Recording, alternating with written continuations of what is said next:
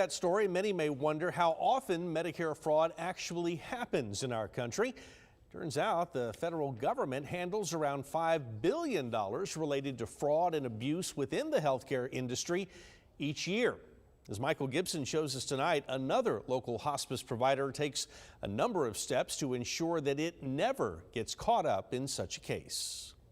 Karla is a registered nurse, and on this day, she's visiting a hospice patient. 87-year-old Barbara now needs round-the-clock care. He's swallowing good. She's not coughing no more after the Barbara needs to be seen by a nurse like Haller on a regular basis. I'm just checking pulses, checking for edema, and also looking if there's any pressure spots that need to be addressed.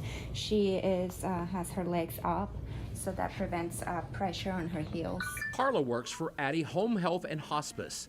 The Corpus Christi company serves most of the coastal bend.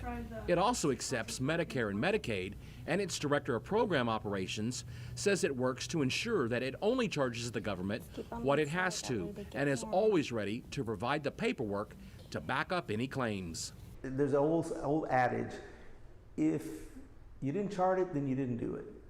So you have to have a certain amount of documentation that reflects a need for a service you're providing. That documentation protects the company and its staff, plus the family and patient. If you can't defend a need for you to be there, then chances are people are going to look at records, people are going to look at documentation and maybe find holes or lapses and whatnot. That's why nurses like Karla make sure they do things right all of the time, ensuring that state and federal guidelines are always followed.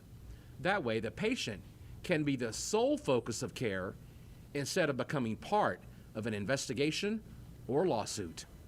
Michael Gibson, 3 News. Thank you, Mike, for that.